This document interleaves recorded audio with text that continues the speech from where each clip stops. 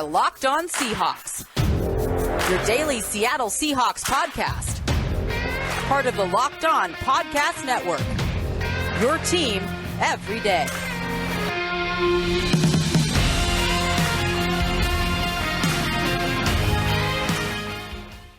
Greetings, 12. This is Corbin Smith, your host for Locked On Seahawks. Joining me for our Tuesday episode, my co-host in crime, Rob Rang. As always, glad to have you tuning in. Jam-packed episode coming your way. We're going to continue our postseason awards, looking at the biggest surprise for the Seahawks in 2021. We have a number of players that are viable candidates for that award. We're going to start our position-by-position grade review with the quarterback position, and we're going to be talking a little bit about how things are starting to change already with the outlook for Seattle's schedule for the 2022 season. As always, thanks for making Locked On Seahawks your first listen 5 days a week. Now for your lead story here on Locked On Seahawks. A few weeks ago, Rob, you and I had a chance to take our first look at the Seahawks' upcoming 17-game schedule for the 2022 season, and one thing that we both made clear was that this schedule is going to be viewed a lot differently throughout the offseason than what it was when we first introduced it, because teams are going to undergo immense changes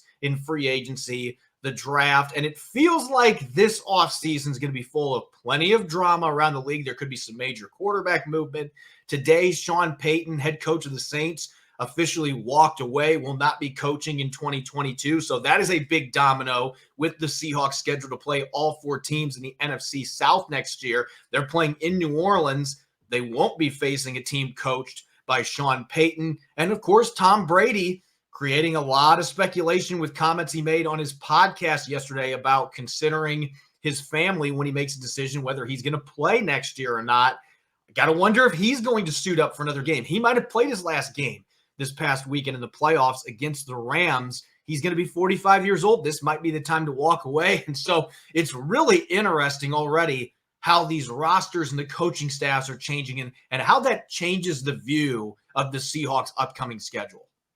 Yeah, that's the thing, Corbin, is that, we are going to see a significant amount of transition this year. You could say that in every NFL offseason, but, there's a lot of people out there who are predicting that this is going to be the offseason in which you see so many quarterbacks, change where they're going to be playing. I mean, Ben Roethlisberger is expected to retire. There's a lot of speculation that Tom Brady, as you just mentioned, might retire. Who knows what Aaron Rodgers is going to do?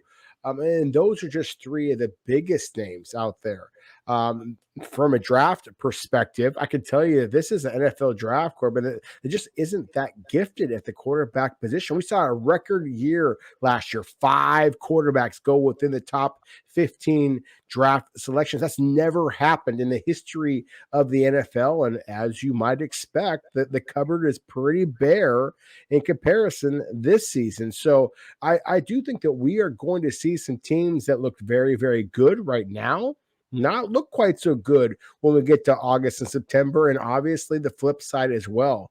So the news today that Sean Payton has basically announced to the world that he is not going to be coaching the New Orleans Saints next season, does not expect to be coaching anybody next season. I think it's appropriate that those who are watching us on YouTube right now can see you and I are both wearing black, maybe in homage to Sean Payton, one of the great coaches in all of the NFL, of course, the black and gold that is the New Orleans Saints.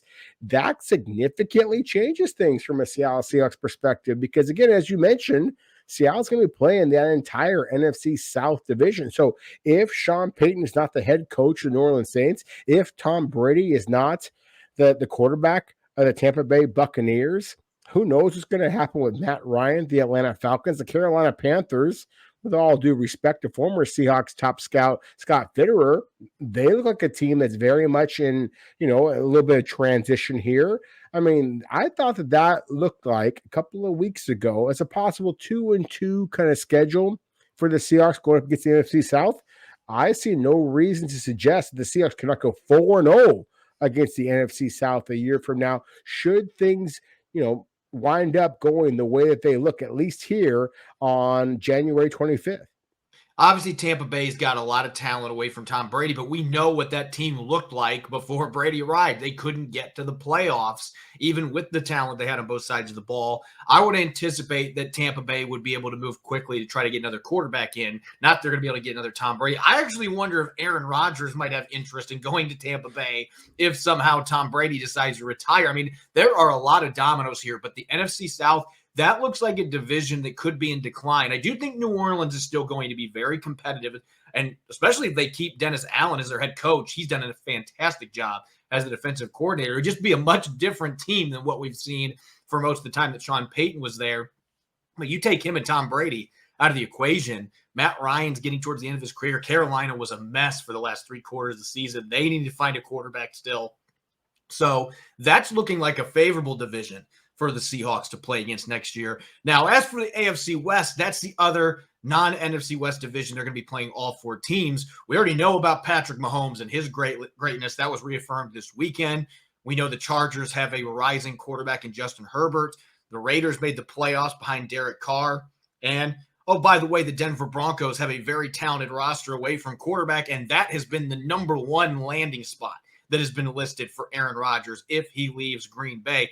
So that could end up being a brutal division for the Seahawks to play against, especially if the Broncos go out and get a quarterback of Rodgers' caliber. When you're already going to have to face Mahomes, Herbert, and Carr, that could be a division where it's tough to get more than 1 or 2 wins against because of the caliber quarterbacks and the talent that these rosters in the AFC West bring to the table. So there's going to continue to be speculation about what's going to be happening here over the next few months. We don't know where Aaron Rodgers is going to be. We don't know what's going to happen with Tom Brady.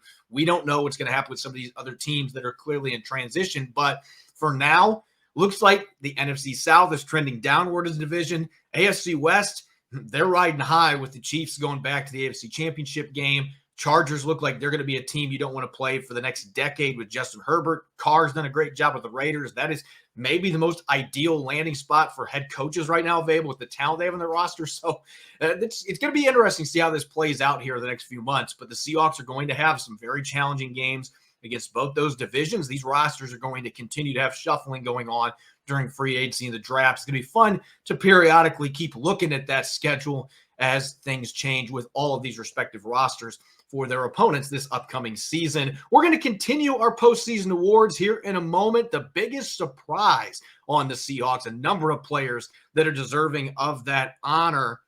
BetOnline would like to wish you a happy new betting year as we continue our march towards the playoffs and beyond. BetOnline is the top spot for all the best sports wagering action in 2022. It's a new year. They've got a new updated desktop and mobile website. So make sure to sign up today and receive your 50% welcome bonus on your first deposit. Just use the promo code LOCKEDON to get started. From football, basketball, hockey, boxing, and UFC, right to your favorite Vegas casino games. Don't wait to take advantage of all the amazing offers available in 2022. BetOnline is the fastest and easiest way to wager in all your favorite sports. BetOnline, where the game starts.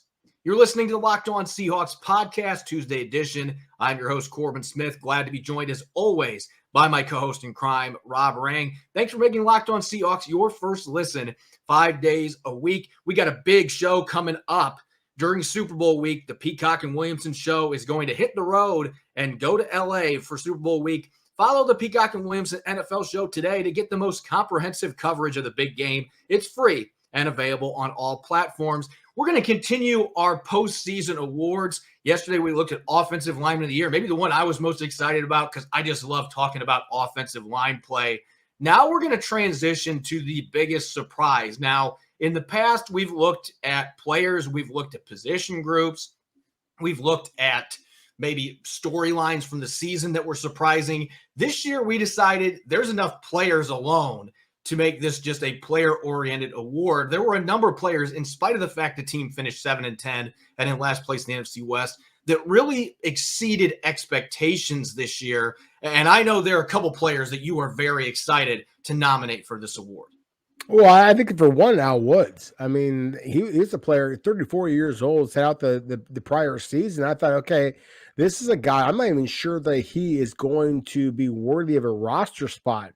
Worthy of a roster spot, you could argue that he was Seattle's most dominant defensive player, not just defensive lineman, defensive player over the second half of the season. He was absolutely spectacular, Corbin. And so, to me, I think that he absolutely has to be among the players that we list as a positive surprise, considering that he did literally nothing for the Seahawks a year ago. But he wasn't the only one.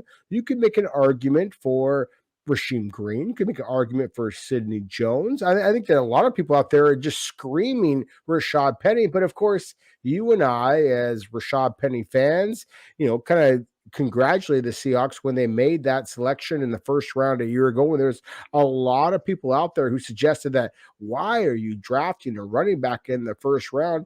To me, this is not a surprise that he was successful, but I think that we at least have to kind of tip the cap to the fact that he was among the most dominant players in all of the NFL over the last the last quarter of the season a year ago. Yeah, I think Penny definitely deserves to be in discussion for this award just for what he did in those 5 games. But I'm viewing this, and maybe our listeners have gotten the drift on this with the other awards. I'm viewing this as a year-long award. And obviously, Rashad Penny hardly played until the last 5 games of the season. And so while I considered him, I think the biggest surprise for me was Rasheem Green, because this is another 2018 draft pick that I'm going to be honest. You can go back and you can listen to our podcasts back in late July and early August. I thought for sure that Rasheem Green was going to be on the chopping block. Not only did I think he wasn't going to play much, I thought he was going to get cut.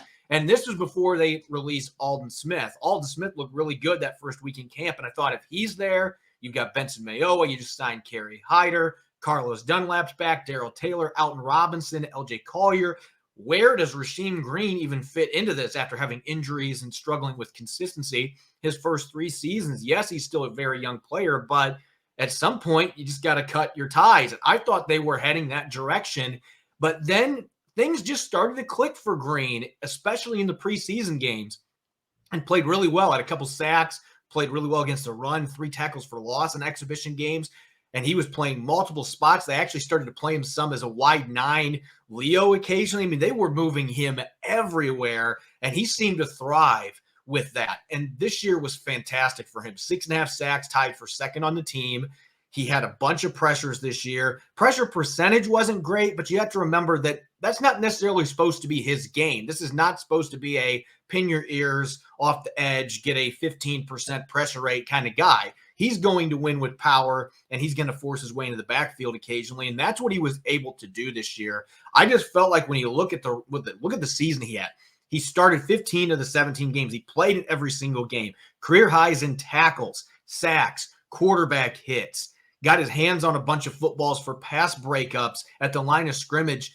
All in all, he had a fantastic year, and there's still a lot of areas to improve. I thought his run defense, he's still got to get his run fits to be a bit more consistent, but this is a kid that took a big step forward, and I actually think that he might be one of their more important free agents to keep just because of the fact there's still so much untapped potential, and he's got youth in his side. He's going to turn 25 here in a few months, so he is still a puppy that's got a lot of room to grow, very versatile.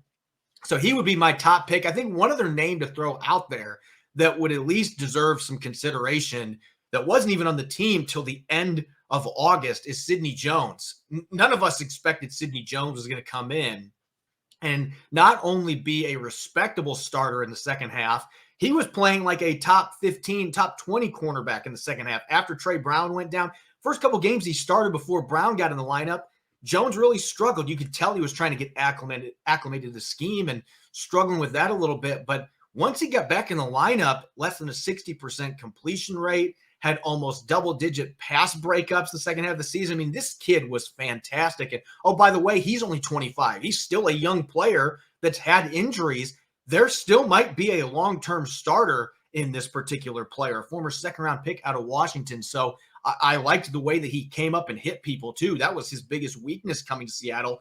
He really changed his game in that regard. He was willing to come up and hit people and was pretty effective finishing off ball carriers and getting them to the ground. So I don't think he's deserving of the award over Rasheem Green, but certainly he was a surprise coming into the starting lineup in the second half of the season. Oh, he absolutely was a surprise. I mean, and I was a big fan of Sidney Jones, but at the same time, as you just mentioned, I mean, one of the things in which he completely transitioned his game was how physical he was in run support. I mean, he was one of Seattle's most effective open field tacklers, laid the wood on a couple of guys, and I wasn't expecting that. Frankly, I think that Seattle got really good play from the other cornerback spot with DJ Reed, but I think there's a lot of people out there, Corbin, who suggested that maybe DJ Reed might flatten off as well. Instead, he ascended. And so to me, that was one of the positive surprises of this past season. Now, if we want to get negative, I think that you could argue that a negative surprise was that Chris Carson wasn't able to stay healthy and struggled as much as he did. Maybe Gerald Everett did not live up to the expectations, and Poona Ford would be another one who signed back on a deal, didn't have the splashy performances, but at the same time, I think that the fact that Seattle finished the season as well as they did, despite having a couple of disappointing performances, to me, that is one of the real the themes of this season, is that everything, it felt like, went poorly for the Seahawks this past season, and yet they still finished 7-10, and yet there still are two teams from the NFC West who are competing for the opportunity to go to the Super Bowl next year. To me, that is one of the quote unquote surprises this year, is that the Seahawks, even with all of the negativity there was this season, still feels like a contender moving into next year as well. Yeah, going 3-3 against the division, it shows that they are really not that far off. They've been able to compete against good teams. They just lost too many games they had no business losing this year, and they weren't able to finish. One other name I want to throw in here real quick, because you threw Al Woods in. I think that we'd be remiss not to mention Jay Curhan. And obviously, you and I both liked what we saw from him in the preseason. But if you would have told me that he's going to end up starting 5 games at right tackle at the end of the season, I would have been expecting him to give up a handful of sacks and really have his troubles in pass protection, and didn't know what to expect from him as a run blocker. I mean, it's an undrafted rookie starting games on your offensive line. Seattle doesn't have a good track record with drafted linemen, let alone undrafted players. And yet he went out there, gave up 1 sack the last 5 games, was just mauling people in the run game. There are things he's going to have to work on in pass protection, but he looks like he's the favorite right now to start at right tackle next season, and nobody could have saw that coming. So to me, he was one of the bigger surprises. But again, I'm going to go with Rasheem Green. You love the Al Woods selection as well for different reasons. There are different reasons that these players surprised, but all in all, I think you and I can both agree, in a season where a lot of guys didn't live up to their expectations along the defensive line, there were players like Woods and Green that really stepped up and played a big part in the Seahawks having one of the best yards per carry against the run game and picking things up late in the season, rushing opposing quarterbacks. Speaking of quarterbacks, we're going to talk about Seattle's QBs and what transpired during the 2021 season coming up here in our third quarter. Make sure to check out this incredible app everyone who buys gas needs to know about. It's called Get Upside. My listeners are earning cash back for every gallon of gas every time they fill up. Just download the free Get Upside app in the App Store or Google Play right now. Use the promo code TOUCHDOWN, and you can get 25 cents per gallon or more on your first fill up.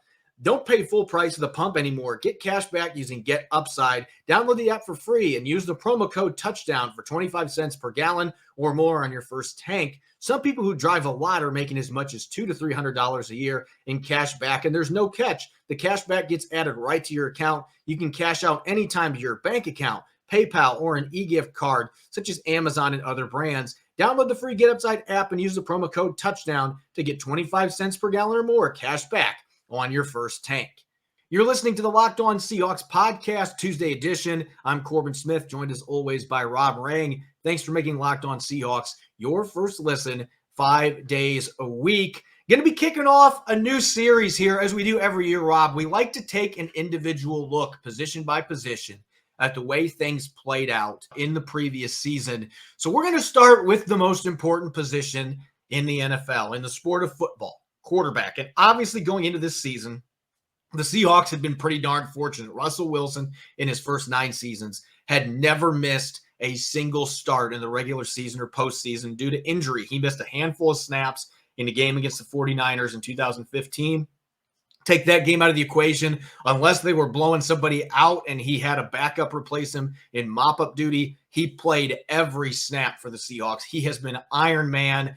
Unfortunately, that run of great fortune came to an end this year when Russell Wilson suffered a torn tendon in his right middle finger against the Rams in week 5, needed surgery, missed 3 games, came back, wasn't the same player for 3 or 4 weeks. So really, this was a 6 or 7 game injury that impacted the Seahawks, and they lost the vast majority of those games. And that's one of the big reasons they ended the year 7-10, missed the playoffs for the first time since 2017.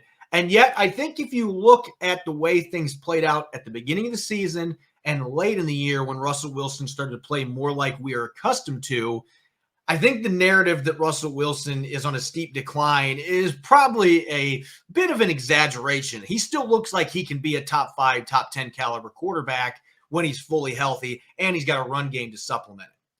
Well, that's the way that he played at the end of the season. Corbin is a top 10 quarterback in the NFL, a Super Bowl kind of quarterback, an MVP caliber kind of quarterback, and that is going to be one of the fascinating conversations that John Schneider and Pete Carroll have to have with themselves over the offseason is, do they believe that Russell Wilson can play to that level, what he had done in his previous 9 seasons, and as well as the beginning and end of this past year. But it's those middle games that are troubling. The fact that Geno Smith did play pretty good football, but now has a DUI arrest, that is frightening. Who knows what the Seahawks have in Jacob Eason, a super talented quarterback, but a guy who is, going back to his collegiate days, University of Washington and Georgia, was not perceived to be the most reliable guy. So to me, that's the thing.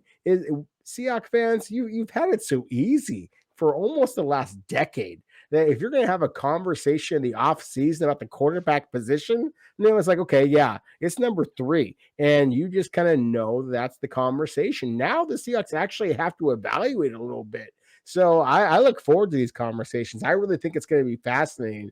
I think that Russell Wilson and the growing familiarity that he showed in Shane Waldron's offense down the stretch of the season is very much reason for optimism. But at the same time, the Seahawks have got to be very confident that he is the guy. Because as we talked about just a couple of moments ago, Corbin, I mean, this is the offseason where we're expecting to see a great deal of transition at the quarterback position. This is a year in 2022 when the Seahawks are going to be having a 4th place schedule. The time is now. You actually can compete. I think that the Seahawks potentially have a more exciting season ahead of them than they had a year ago. And not a lot of people were believing that, but I certainly believe that. But at the same time, they absolutely have to get the quarterback position right. Is Russell Wilson the guy? I think that he is, but at the same time, he has to prove it yet again. And that, to me, is one of the most interesting conversations of all the offseason, not just from a Seattle perspective, but across the entire NFL. I'm glad that you pointed out the familiarity with Shane Waldron's offense, because I think that is something that as the year progressed, especially after he started to turn things around following his injury, it became clear that there were just some things that he, quite frankly, was not great at, that he was getting acclimated to with this new offense. And you could tell the coordinator himself, he's trying to adjust as a first-time coordinator to the players that he has. And so, that's something that we talked about midway through the season. Is this a one-and-done case for Shane Waldron? I think he did more than enough towards the end of the season with the way the offense was humming, a healthy quarterback in Russell Wilson, that he earned himself that second season. They weren't going to move on from him at that point. But that familiarity aspect is one reason to be very optimistic about Russell Wilson moving into 2022, that he is going to return to form that we saw before this season. And yet he had 25 touchdown passes still this year, Rob. It's not like the numbers as a whole are horrific. He had over 3,000 passing yards, 25 touchdowns, only threw 6 picks. So he still wasn't turning the football over very much. We saw him start to use his legs a little bit more late in the season. The Arizona game, that was a big part of their win, was his ability to move the pocket and create as a runner, trucking Budda Baker across the goal line for a touchdown. I mean, your team's not going to the playoffs, and yet he was giving that kind of an effort in that final game. So it looks to me, yeah, he's maybe lost a step or two, but he can still be a threat with his legs when he needs to be.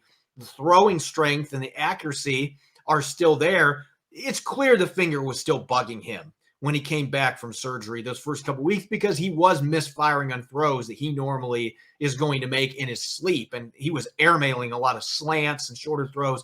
We saw that start to change the last 4 or 5 games, where he was looking more like his old self and connecting on the majority of those passes. And so I think you look at what he did this season, there's still a lot of bright spots, especially before the injury. Late in the season, we saw more of a typical Pro Bowl version of Russell Wilson. The biggest area that he has to improve going into next year, and I think this goes in part with that familiarity aspect, he's got to be better on third down. The entire Seahawks offense struggled there, but a big part of it was the fact that Russell Wilson completed less than 50% of his throws on third downs. He has got to be much better there to help sustain drives. If he's able to do that and he gets more comfortable with this offensive scheme as we think he's going to, then he's got a chance to go out and put up 35, 40 touchdowns, and suddenly this Seahawks team could be a threat in the NFC once again. I'm going to give him a B for the season. It wasn't near his best, but when you look at the beginning and the end of the season, around that injury, you saw a lot of bright spots, and there's reason for optimism. He was still better than most quarterbacks you're going to see in the league when you look at his season holistically.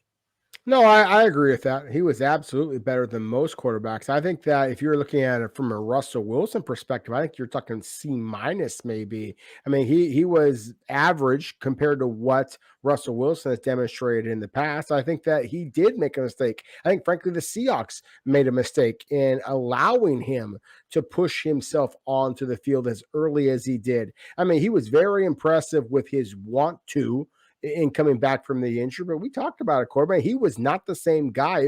Proof was in the pudding. I mean, he was terrible. As you said, Yep. He was airmailing passes that he normally makes in his sleep. And that was as obvious as it can get. But at the same time, he did come back and play really good football down the stretch. You know what a superstar that you have at the quarterback position. We just saw a weekend of football in the NFL that was as good as it gets from the quarterback position. And yet, did any of those quarterbacks throw the football any better than Russell Wilson does when Russell Wilson is really on track?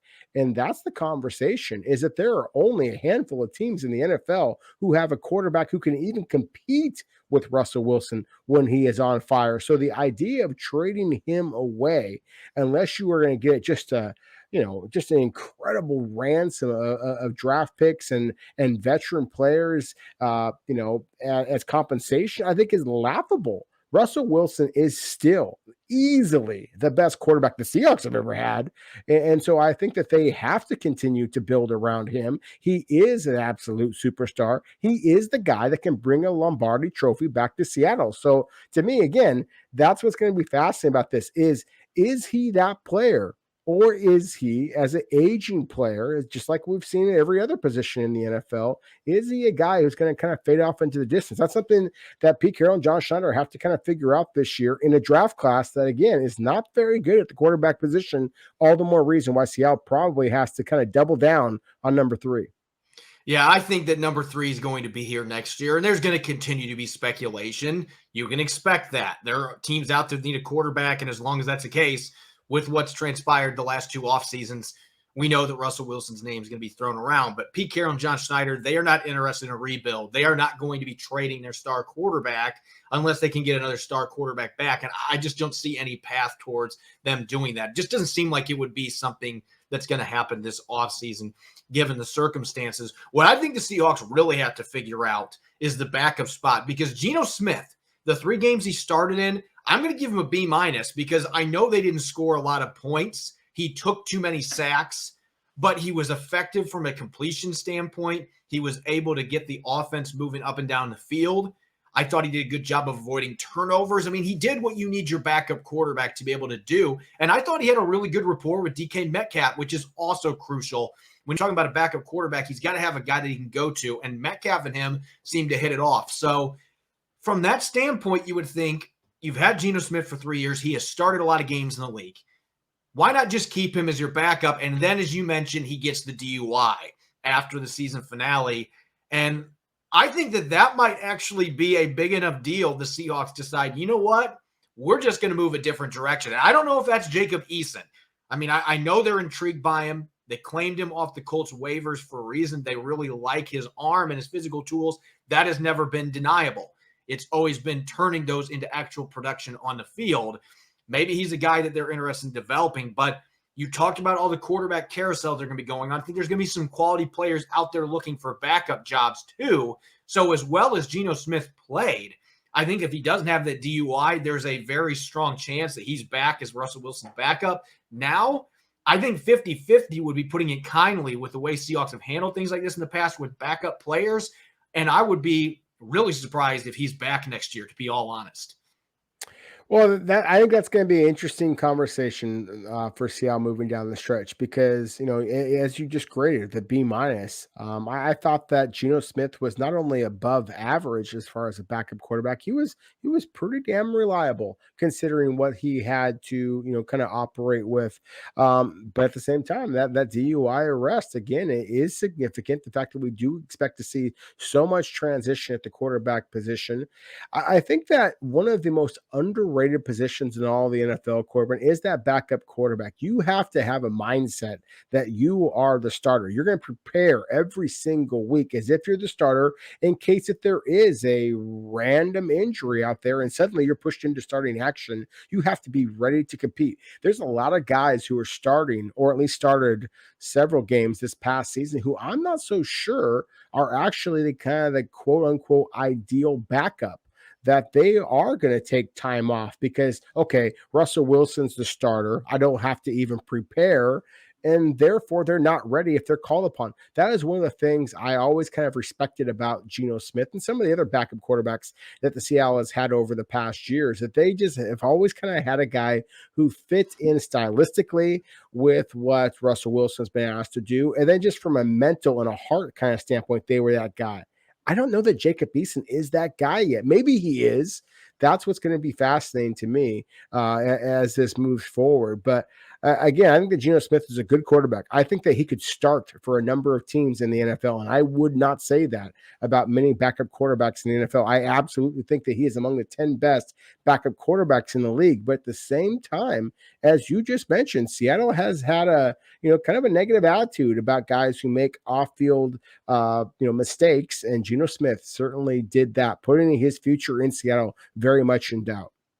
I don't think you can go into this next season with Jacob Eason as your backup for Russell Wilson, at least not as the only guy and not competing for that job. If they bring in another veteran and Eason outperforms them, then great. That's awesome. You couldn't ask for anything better. You got a young quarterback that has the physical tools to be a starter caliber player, and you have a veteran backup competing against him. It brings out the best of him in the preseason. Okay, cool. That's a win-win for everybody. But you can't go into next season with Russell Wilson. Well, we think Jacob Eason's the number 2 guy and not having anybody else there. Does that mean you bring Geno back? Do you bring in another veteran that's on the market? We'll have to see. But the assumption here on Locked On Seahawks is that number 3 will be the starter under center. And the big question mark for the Seahawks is trying to figure out what that backup spot's going to look like. Do they bring Geno back despite the DUI? Or do they bring somebody else in to compete against Jacob Eason for that backup spot? That'll be a big question mark that maybe isn't getting a lot of pub this offseason that the Seahawks will have to figure out moving forward. As always, thanks for making Locked On Seahawks your first listen 5 days a week. You can follow me on Twitter at Corbin Smith NFL. You can follow Rob at Rob Rang. Make sure to check out Locked On Seahawks on Apple Podcasts, Google Podcasts, Spotify, and of course, you can stream our show for free on YouTube as well. Coming up on our Wednesday episode, going to continue our postseason awards, shifting to the defensive line. Going to be a very defensive line-centric episode as we will be looking at defensive lineman of the year, and we'll be recapping what went down at the defensive end position during the 2021 season. You won't want to miss it. Thanks for listening in. As always, go Hawks.